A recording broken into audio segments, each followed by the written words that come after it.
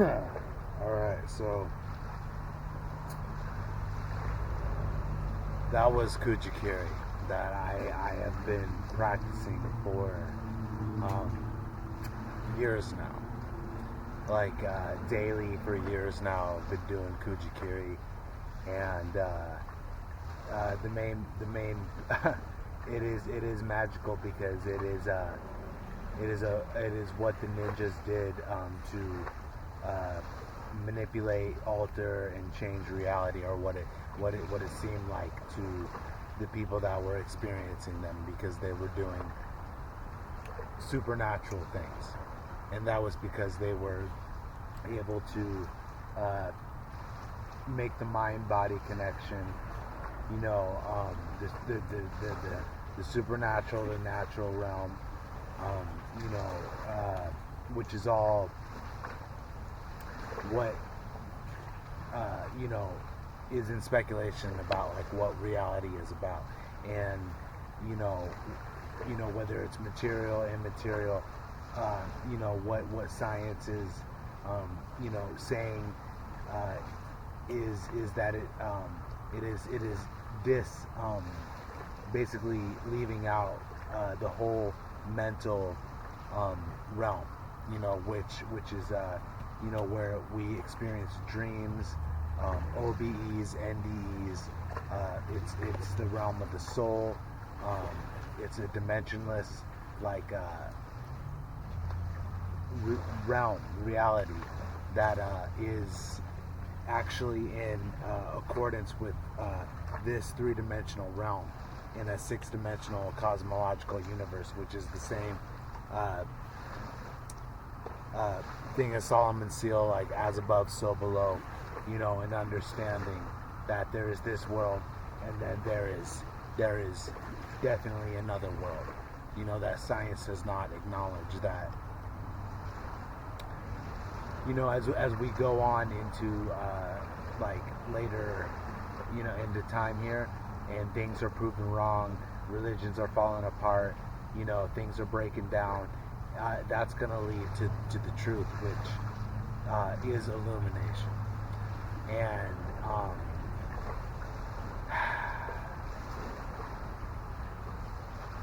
it's I just can see, like, all of my studying, meditating, like, researching everything, finding the Illuminati, like, has led me to be able to see how this is gonna go, like, how this is gonna, and it is gonna lead to a new civilization, definitely one that's different from the old one, which is an enlightened civilization, because enlightened civilizations have existed before, and they will exist again in the cycle of the great year, because the last 13,000 years has been darkness, but in the 26,000 year, or 25,900, and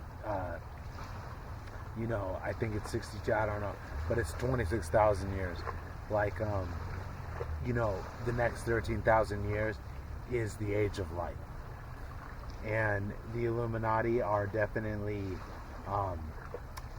endeavoring to bring the light through knowledge, because they are a secret society that has preserved like, this knowledge that I have been talking about through their books, and pretty much putting together everything for a grand unified theory of everything is what the Illuminati's knowledge is all about. And then so you ask, okay, so it's like, so even it's like, what would knowing the grand unified theory of everything even like, what would be the benefit of that? It would explain what is is unexplainable to people, so, and that's actually what needs to be explained to people, so that people know about their divinity and their connection with the divine source, and that they're creating their reality, and then the power, like, would be brought back to the people. And this is definitely what the knowledge that the elites know. And that's the thing about the elites. Like, I actually did this video. I did a whole video where I didn't even realize I wasn't taping, but I talked for like 25 minutes. But the elite and, you know, their existence is getting obviously more prevalent these days. Like, more and more people are waking up, more and more minds are waking up to the elite's existence. And actually QAnon is one of the places you can go for that phenomenon. The Q phenomenon was a phenomenon that awoken people to the elite's existence, and actually, you know, got people to riot against or to revolt at the White House. You know, so that was a phenomenon that definitely has a benevolent purpose, you know, because it was all about enlightening the people to the truth, which was the corruption, the darkness, all that stuff, you know, because there are those people that can see it, you know, with those people that have chosen the red pill, and those people that have not chosen the red pill that can't see it. So that's just the nature of what is going on right now. But the ones that can see are getting more and more, and that's actually the Illuminati said that there's a scientific research that they did at some institute.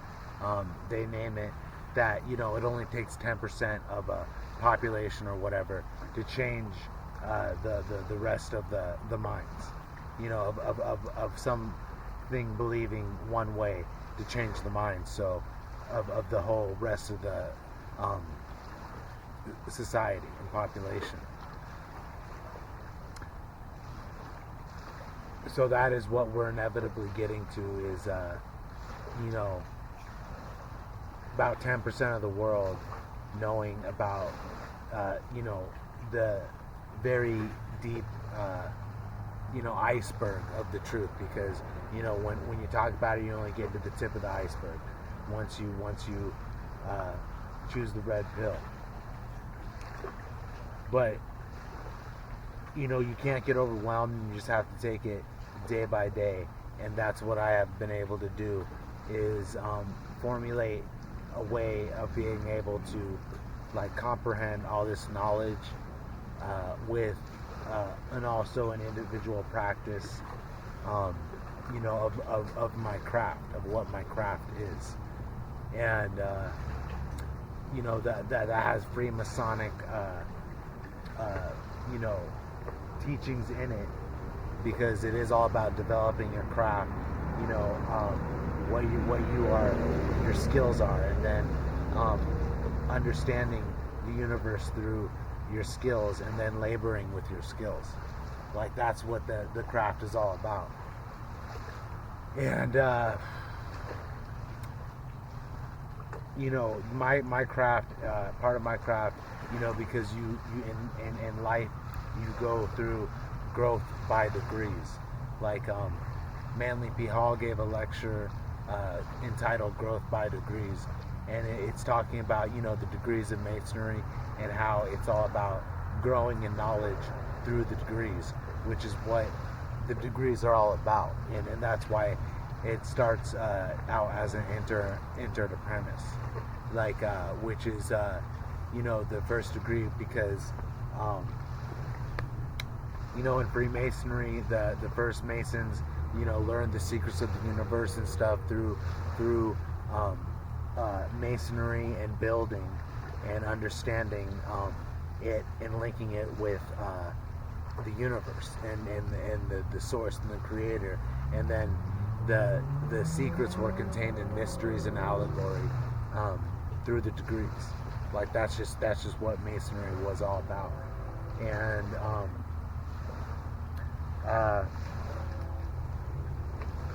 And obviously part of that was ascending up Jacob's ladder, you know what I'm saying, from the material into the divine.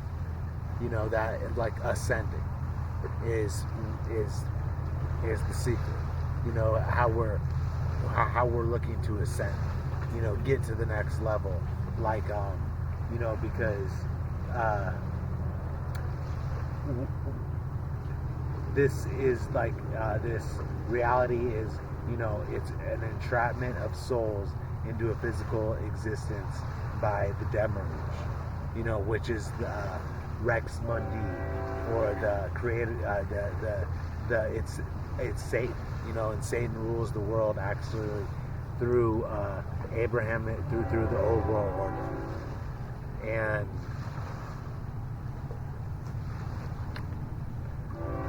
basically, you can concentrate your focus on, not like, we can talk about the old world order and all that because the Illuminati go through in depth, like the old world order and all of their nefarious conspiracy, all of their controlling everything, and to a big brother society that we live in, where their elites are in charge,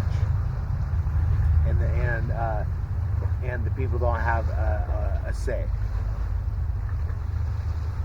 which has always been the war that's been fought through the ages, is the people's voice in the powers of government. So that's actually what we're fighting about right now, is the people's voice being represented. And Donald Trump is a tribune of the people, so he does represent the people. He is a plutocratic, oligarchic, corporocratic president, but he does represent the people. So that is gonna start to give the people power, like when he is able to get back in office. If he doesn't, the people are gonna rise up, and then there will be a civil war. So because that's the nature of, like, the enslavement, is you can't actually keep a whole people enslaved forever, so, and because that's not how the universe works, like, because the universe does have our backs, and it as actually leading, it is a God factory, and it is leading to freedom and maximum potential for each person, and maximum awareness of each person, each soul. Like, that is the purpose of the reality that we are experiencing. So, and each soul is, further or not further along the way, or wherever they are on their way in the journey. But all paths, like, that's the purpose of the pyramid, is all paths lead to one God.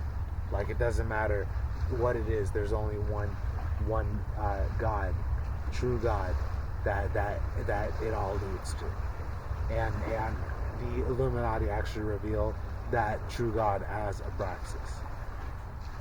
And that is another book. They wrote a whole book about Abraxas, and Abraxas being the first mind that actually achieved enlightenment, and then basically it being beyond good and evil, and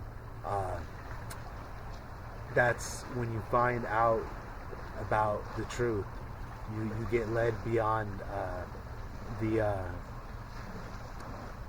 God of the Demiurge and the religions of the Demiurge, and you definitely get into illumination.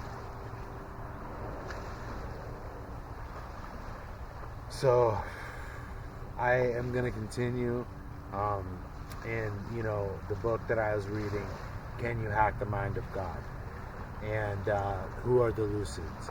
Because this book is all about, like, consciousness and God, and the Illuminati go through explaining consciousness in this book.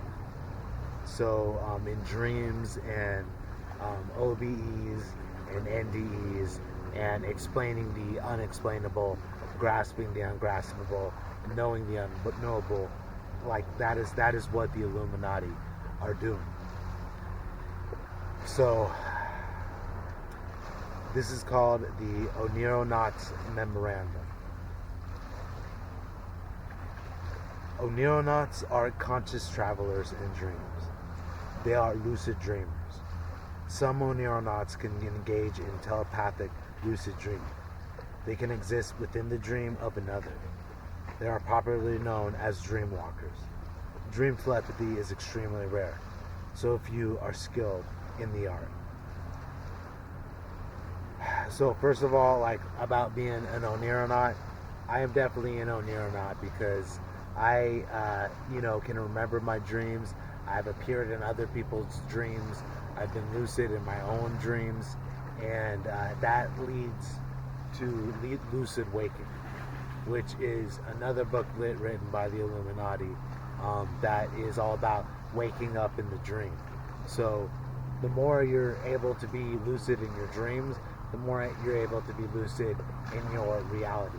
And it just goes hand in hand because they are two existences that exist on top of each other, and that actually are explained through what is called reverse Fourier transforms and sinusoidal waves, which are like waves that go back and forth with mind and the brain to these two different realms that exist, the material and the immaterial, the dimensional and the dimensionless. And that's what is the creation of the space-time reality that we're experiencing, which we call our experience. So the key is like understanding the merging of the two realities, like the two existences, physical and mental, or you can say spiritual, because it involves the soul, it involves the mind, and then this reality involves physical things that you say you can touch and feel and stuff like that. But matter is actually the property of mind, which is what the Illuminati explain in their grand unified theory of everything. That's what the whole purpose of the theory is, to explain how mind is the creator of matter, which is it solves the Cartesian dualism of the mind matter paradox, because science says that matter is what creates mind, but it's actually the opposite way around.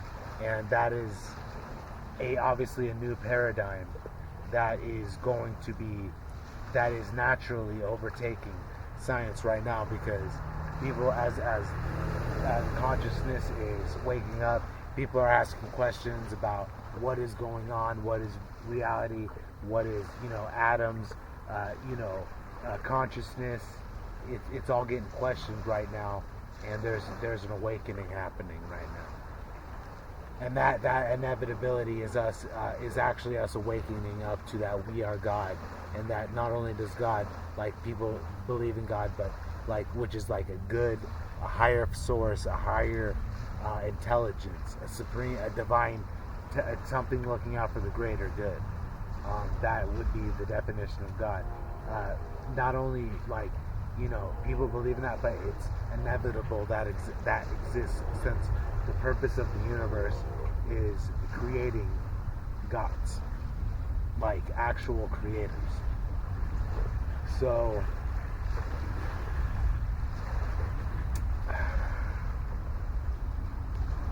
should you should you enter the dream of another where they are in charge, or let them enter your dream where you are in charge? Can you create a mutual dream where neither of you is in charge? Can you add more and more dreamwalkers to a mutual dream? There are some people who claim that reality is not dreamt into existence by a single God. Rather, they say that God is actually comprised of countless minds. An objective universe is the collective, mutual dream of all these minds. They say there are two basic modes. One, public dreaming. All minds dreaming together, where no mind is in charge, and every mind is resisted by all other minds. This produces an objective universe. And two, private dreaming.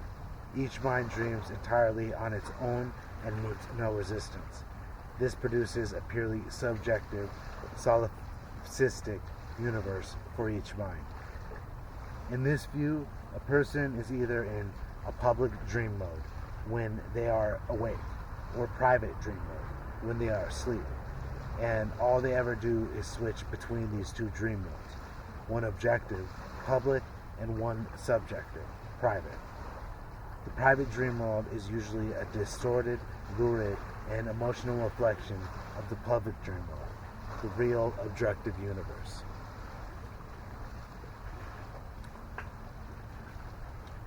So, this is definitely talking about, like just the whole public, collective dream, that we experience as reality, and then the private, subjective dream that we experience as our dream world, and then flipping between the two because they're actually two things that exist, and we experience them because, the higher your consciousness is, the more you're going to remember your dreams. That's just right there. So that's the answer to that question. And you can higher your consciousness by, gaining knowledge, meditating, practicing disciplines that merge, the two realities together. And astral, dream, recording your dreams, because you're astral traveling, your soul is detaching from your body and experiencing the mental, spiritual world, like when you remember dreams. So I can actually feel the shift happening between minds and souls understanding about that there's more going on than just physical reality in the matrix.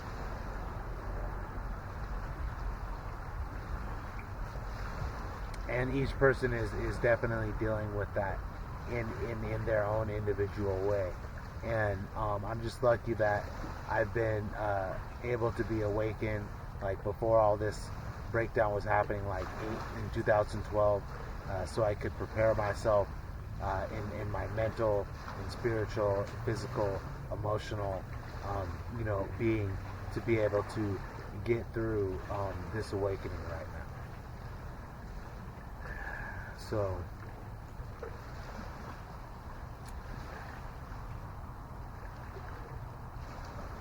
in this view, a person is either in public dream mode when they are awake, okay, I already read that. A third intermediate situation is possible: shared dream.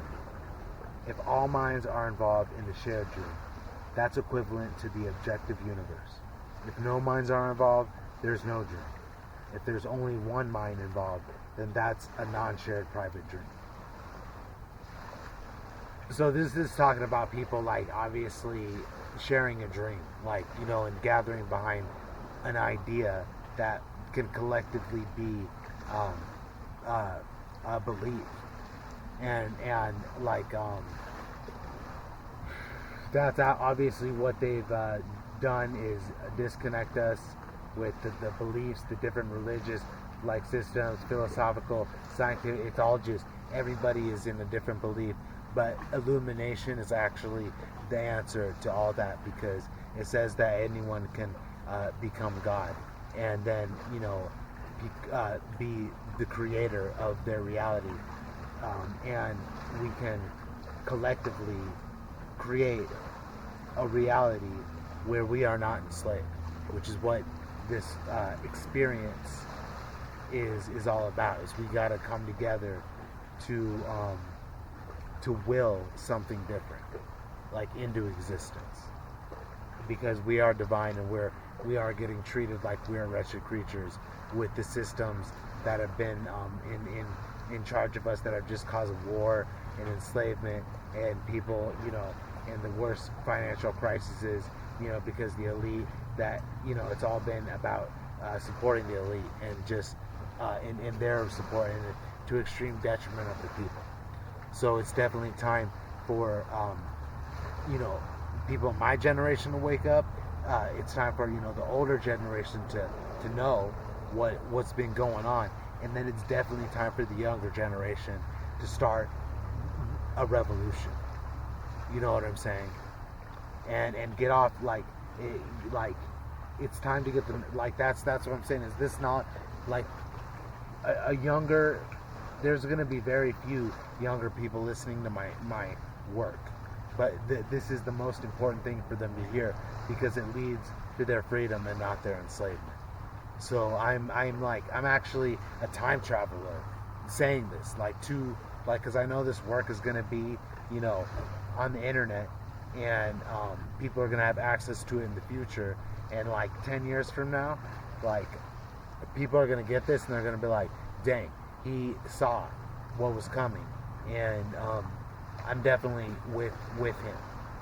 So that's what I am foreseeing with the knowledge that I've been able to get access to through the Illuminati.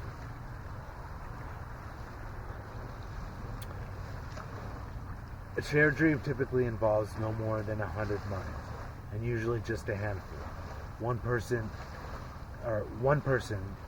Usually a shared dream typically involves no more than 100 minds, and usually just a handful.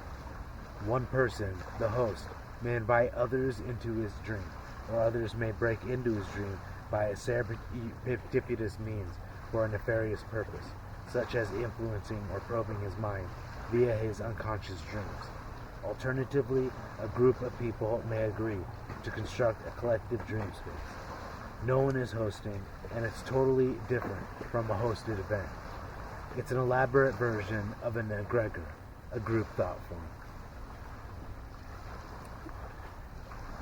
So I'm just I could keep reading, but I'm having to do paragraph after paragraph of explanation, because with my personal experience, because egregor is the first term that I heard. I actually heard that firstly from Peter the Insider, and he was explaining thought forms, and them creating thought forms and realities, which is what different belief systems create, which are egregors. You have Christian egregor, you have Judaism egregor, Muslim egregor, you have Democratic egregor, you have Republican egregor, you have woke egregor, you have all these different egregors, Protestantism egregor, Catholic egregor, you have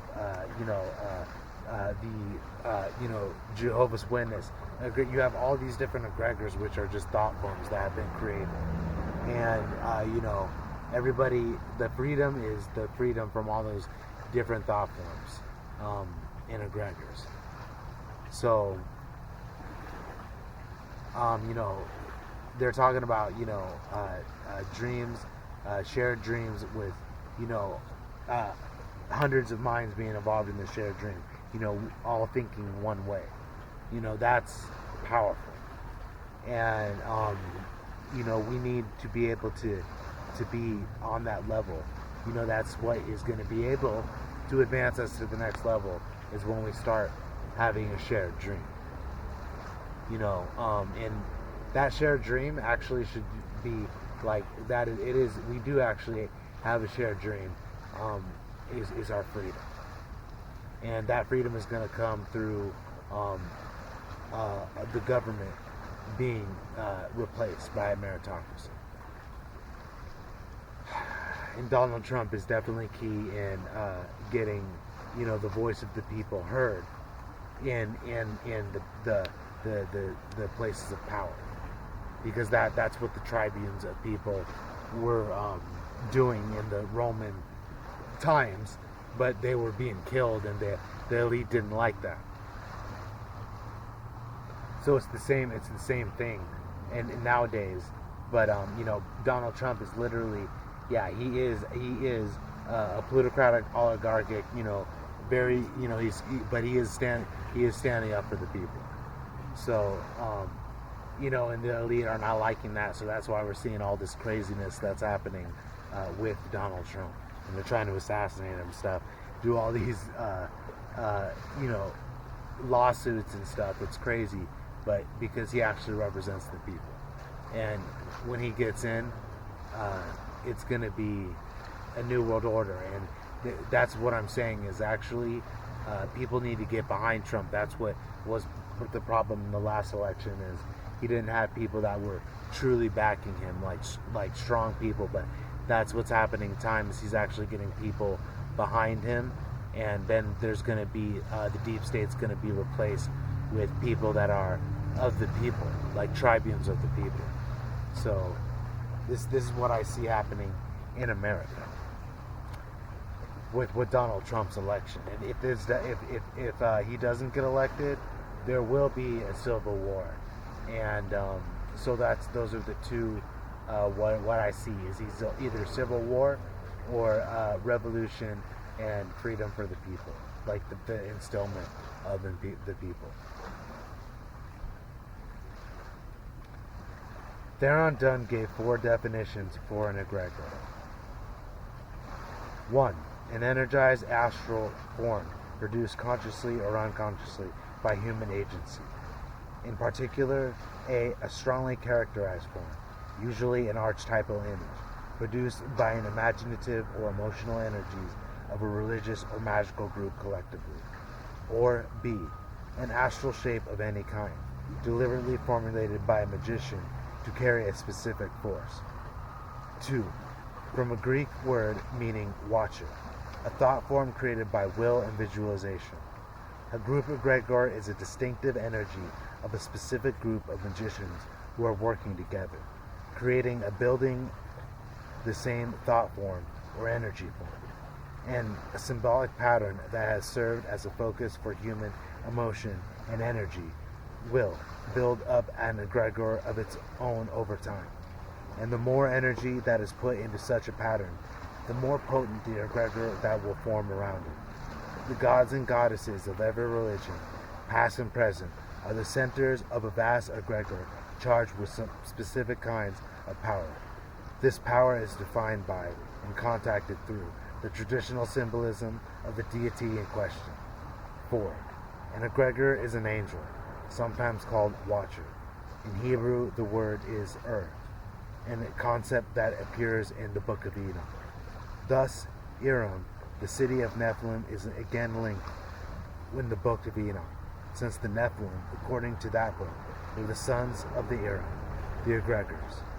Although the Iram, the egregors, are angels on both sides of the camp, fallen angels as well as faithful ones. An egregor is typically a being, an idea, a feeling, an aura, a fanatical belief, an ideology. In the case of a shared dream, it's an entire dream world with all of its dream characters. It endures for as long as the minds that made its power. As with hosted dreams, egregor dreams can be invaded by intruders. Whoa, that is some inception. That's some inception shit. That the Illuminati are getting into right there, because this is talking about, egregors and them being thought forms, created thought forms that can be shared, that you can get caught into, like if you are in the group in collective think, which is what most of the, groups are, like, are egregors. The whole part of my enlightenment and freedom was creating my own egregor, that I've just been, tapping into, like, every day. And, my own egregor is definitely for the order of the highest good. That's where my egregor is coming from. And, this talks about just talking about egregors and dreams and how they can be infiltrated and reality is going to be infiltrated by, and that's what's happening here, in our reality, is it's been infiltrated by a nefarious dark force, and we have to take back control of our reality, and that is going to be done through the enlightenment of the minds of humanity, and then the taking back of the four estates of power. So I'm gonna end there, and I will do the next chapter next time, which is called the Dream Seeker Society. So that's pretty interesting. Alright, until next time.